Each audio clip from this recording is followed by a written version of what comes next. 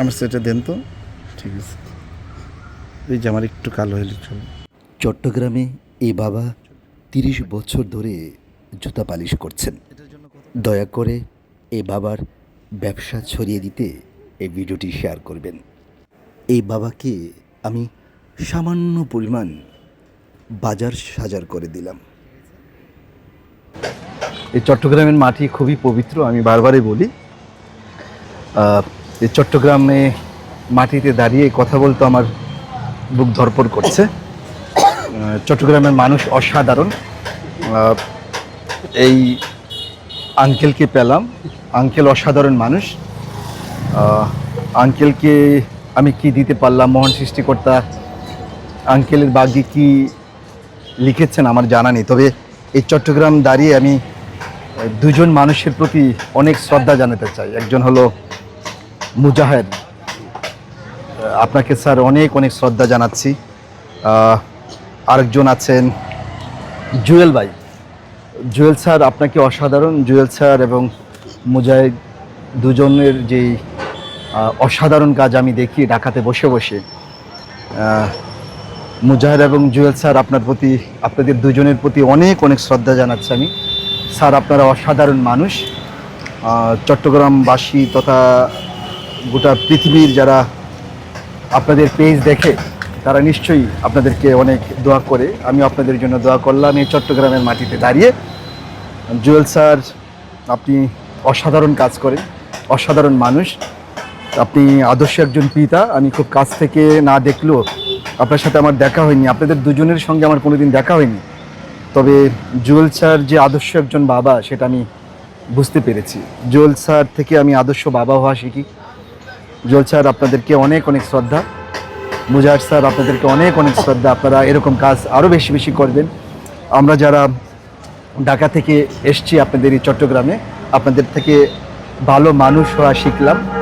নিশ্চয়ই আপনাদের কাছ থেকে যেটা শিখলাম সেটা আমার জীবন আচারে সেটা কাজে লাগাবো। আপনারা ভালো থাকুন। আঙ্কেল আপনি অনেক অনেক ভালো থাকুন। রোদে একদম ঘেমে গেছেন। ভালো থাকেন। Thank you very much. সাবধানে যায়, ঠিক আছে?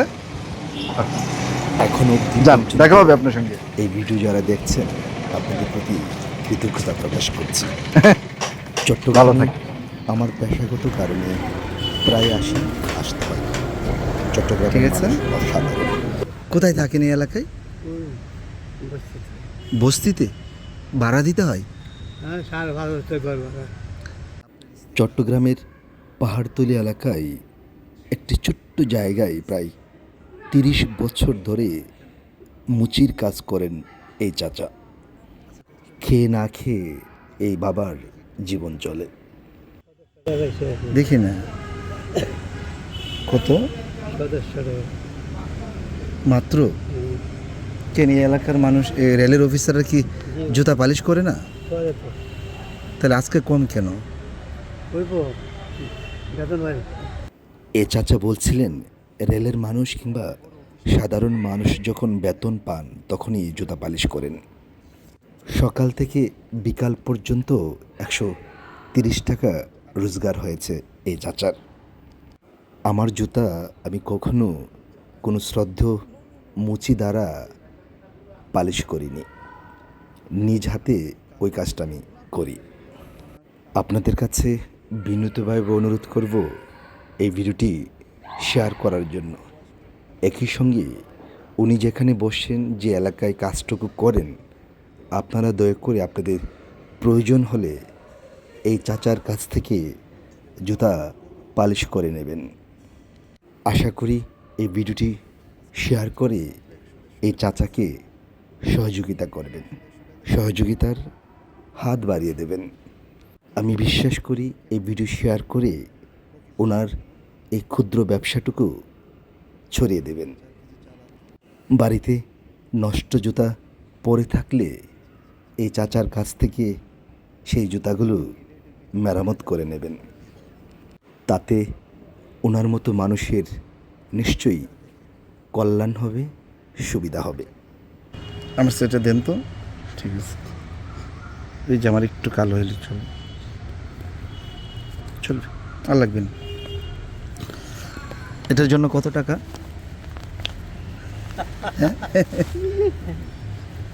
তিনি পাহাড়তলি রেলওয়ের প্রধান সরঞ্জাম দপ্তরের পাশে বসেন। আমি এই বাবাকে বিনীতভাবে অনুরোধ করলাম আজকের মতন তিনি যেন কাজ গুছিয়ে ফেলেন। এই বাবাকে আমি খানিকটা বাজার করে দেব এরকমটা অনুরোধ করার পরে তিনি উঠতে চাচ্ছিলেন না। আমি করজোরে এ বাবাকে অনুরোধ করার পর আমার অনুরোধটুকু এ বাবা রাখলেন। এই বাবার প্রতি আমার অনেক অনেক শ্রদ্ধা এবং ভালোবাসা রইল। এখানে কত বছর ধরে আপনি? কত বছর হবে? 30 বছর। ও আচ্ছা, রেলের কর্মকর্তাদের জুতাগুলো পালিশ করেন আপনি না? আমরা এদিক সে যাবো না? তো আপনার তো রোদ লাগতেছে। এ আল্লাহ, আপনি তো রোদে পড়ে যাচ্ছেন। হ্যাঁ,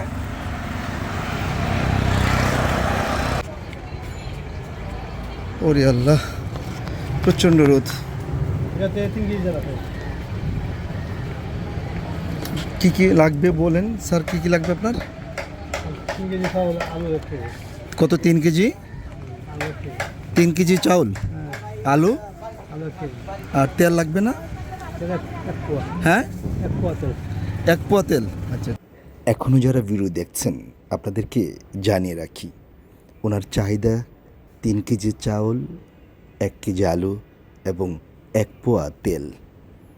বিশ্বাস করুন, ওনার চাহিদা শোনার পর আমার বুক ধরপড় করে কাঁপছিল। একজন সাধারণ মানুষ কত অল্পতে মহান সৃষ্টিকর্তার কাছে সন্তুষ্টি প্রকাশ করেন, এ বাবা তার অন্যতম উদাহরণ।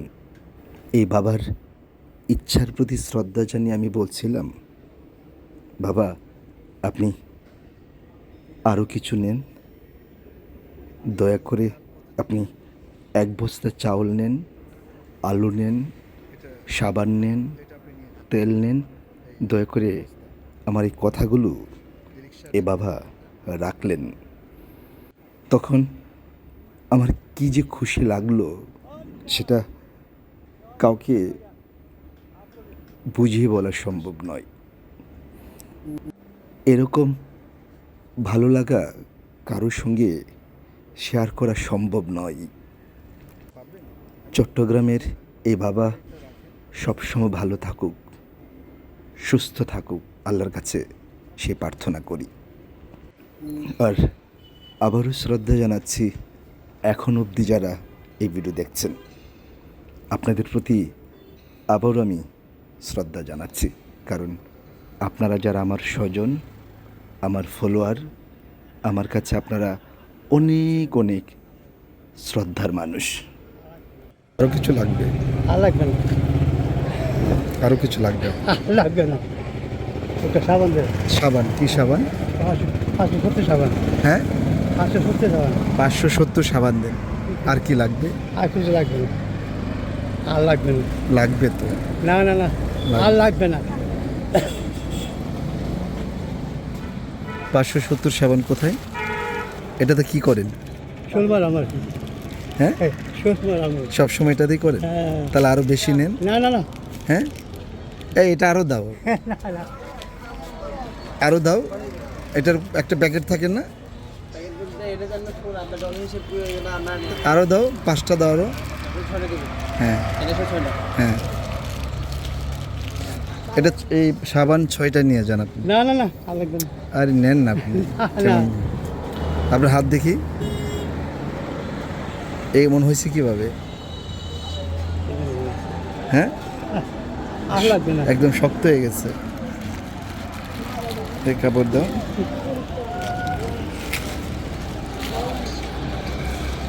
জায়গা আর কিছু লাগবে না? আর লাগবে না। নেন না আর কিছু। আর লাগবে না। আর লাগবে না। আর লাগবে না। একদিন না একদিন এ বাবার বাড়িতে নিশ্চয়ই আমি যাব এবং খেয়ে আসব। শাওন, আপনাকে অনেক অনেক শ্রদ্ধা। অনেক পিচ্ছি একটা ছেলে দোকানদারি করছেন, দারুণ। আপনার আম্মু আব্বু ভালো আছে? আচ্ছা আচ্ছা আচ্ছা, আপনার আম্মু আব্বুকে আমার সালাম দিয়েন। আসসালামু আলাইকুম।